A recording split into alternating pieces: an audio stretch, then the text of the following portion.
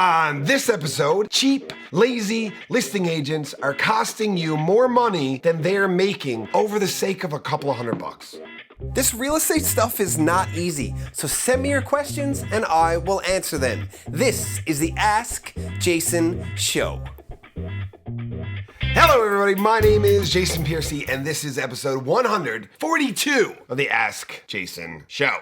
I'm seeing something, it's a trend, and I don't like it. And I think it's because we've had a hot market, and we've definitely done a show on this before, that a hot market can make for lazy listing agents. And I think that happened, and I think there is a hangover effect of it now, that as the market cools, agents are going to continue with bad habits, and it's going to cost sellers money. And this is where it comes from.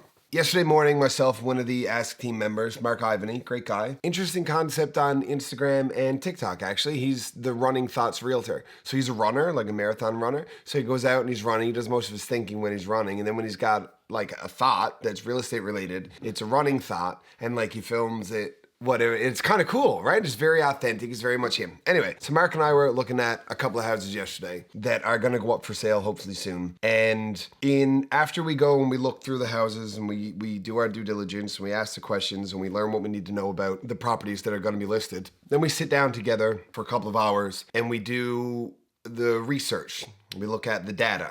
We look at all of the houses that have sold that are sort of similar to this, the comparables, we'll say, the comps, as they talk about on HGTV. And then we look at the active listings that people would also be looking at if they looked at ours, like what the competition is. And we use the information in all of that data to help fine tune and pinpoint what our sale price should be. And, you know, as a statistical analysis, what should our sale price be? But I found it frustrating because it seemed like almost, I'd say for each house there was, I'm going to say between 7 and 10 comparable homes that were either sold in the last 3 to 6 months or currently active in our competition that we're trying to line ours up against. And basically the way that I like to do this is we find all of the houses within, say, I don't know, $50,000 price range, just as an example.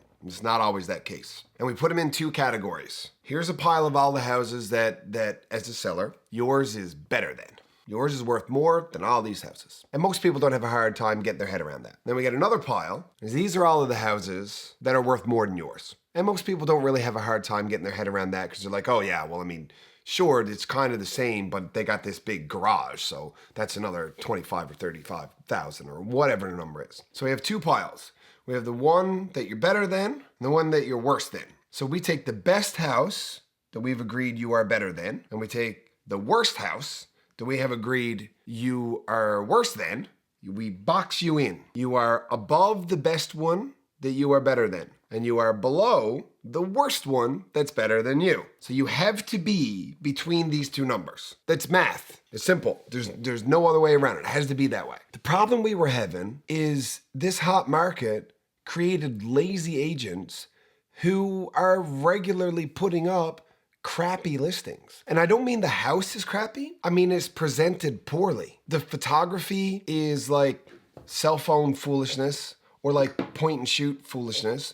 And it's not high caliber, like it's not high definition. It's not shot in a way that when it's downloaded from the card to the laptop and then uploaded to the site and adjusted and cropped, they're not big enough that you could like zoom in on them without them being like stupid grainy, and the lighting is poor and it's like shot on an angle like down at something. So you know, like everybody's uncle that gets on Facebook for the first time and his Facebook profile picture looks like this because he does it like this. It's the opposite of that. And like the house looks, you're looking up the house's nostrils and it's not nice. And then the write-up has no creativity. This is a house, it's got walls and doors and there's a bathroom and some bedrooms. Won't last long. and there's a bunch of these. And it makes it harder for somebody who does the proper due diligence to prepare their listing for the market. It makes it harder to, I mean, we still did the job, but it's not like we can't just read the data. Now we have to extrapolate. Now we have to look at it and say, okay, but the photography is really poor. The write-up is really poor. It's listed by this person. They're offering this much as compensation if somebody brings a buyer in. That's going to mean it's like would fit into this algorithm for how likely it is to sell. This brokerage sells things at this rate. They have this much market share. And we try to figure out how much stuff is going to sell for. And it started to frustrate me because it made mine and Mark's job harder. But the more I think about it, the more it frustrates me that they're leaving clients' money on the table for ease of transaction because they're lazy. Like, well, it's going to sell anyway. Yeah, it's going to sell, but now it's going to sell for less. And some people will argue that so, I'm frustrated now. Some people will argue that it isn't going to sell for less because our asking price doesn't dictate sale price. That's true. Your asking price doesn't dictate sale price, but the presentation of anything you have to sell in its entirety with all of its marketing does help dictate sale price. Not because it makes something worth more or less money. It doesn't change that. There's an underlying truth at every instant in time of what something's market value is. It's the cross-section of what a willing seller would sell it for and a willing buyer would pay for it. And where those two numbers meet, that X, that dot, that's the nexus of uncomfortability, of fairness, where both people are equally content but equally discontented by the deal. That's what fairness is. That's an underlying truth to the value of all pieces of real estate. But if you present something really well, and there's only one of them, there's only one house, you only have, when you list your house for sale, it's the only one that is exactly like it. And right now we have low inventory. So the supply is a constant, it's set, there is one. Price is only ever a function of supply and demand, ever. That's it. The supply is a constant. If you can increase the demand, you will increase the price. That's what multiple offers do. That's why people get in, your HGTV bidding wars. That's why that happens, because you increase the demand for something. And you can increase the demand by presenting it to its best ability. And by reverse engineering your most likely statistical purchaser, that demographic, and targeting them specifically with your marketing. You reach out and you speak to the words that the people who are most likely to need your house have, that they want to hear. Like, you've got a space there that is perfect for an adult child, but you do your due diligence and you realize, well, we don't have a lot of adult children in our market right now who live at home. This is not necessarily true because, I moved out when I was 17 or 18, but it's much more common in and around the city of St. John's for people to live at home with their families until their mid to late 20s because it's cheaper than renting a place when you go to school or whatever the case is. But if you were to say we don't have many of these people who need adult child living spaces, you might think that that's not a benefit. But maybe we have a bunch that have widowed mothers and mom is getting older and has mobility issues and needs somewhere to stay. So you write your marketing and present it to that demographic.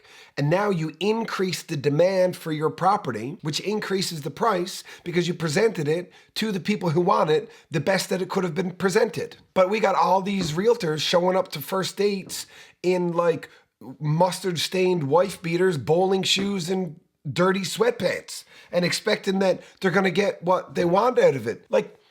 Brush your teeth at least. This is not, and I'm getting sidetracked here, which I am wont to do, but it's because these lazy realtors are leaving money on the table and they're either lazy or they're cheap, because Director Joe is the best real estate photographer in our market by a noticeable margin. By a noticeable margin. There are other people who are good, but he's quite good. And it's not that expensive. Our average sale price means that our average commission after you pay your split to the buyer and seller and you've got your blah, blah, blah, is after you pay your expenses on any individual thing, you're before taxes, you're going to take $5,000+ out of it. If you don't have a couple of hundred to invest into your clients and extracting all of their equity for that kind of a payday, you're in the wrong business. You cheap, lazy, It's just you're ruining you're costing your client more than you're making off of the deal. So give it up. And when I first sat here, Joe was like, "What are you going to talk about today?" And I was like, "I don't know. What do you think?"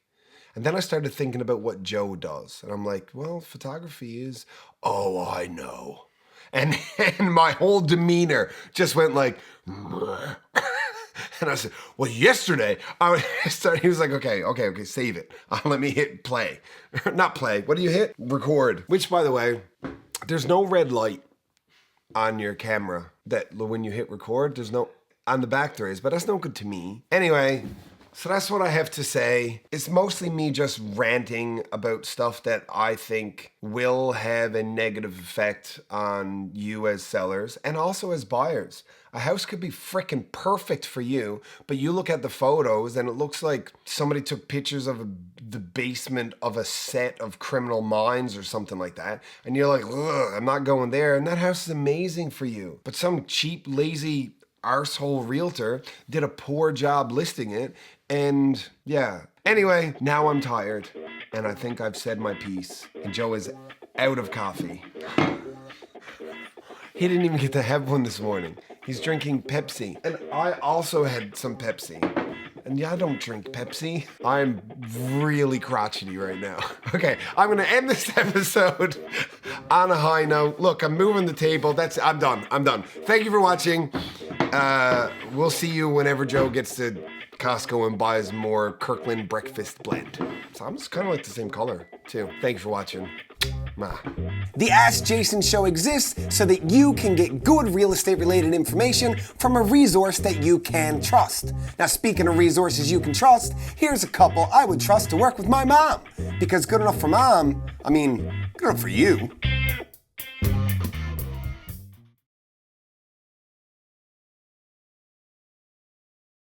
Do you want to buy a house?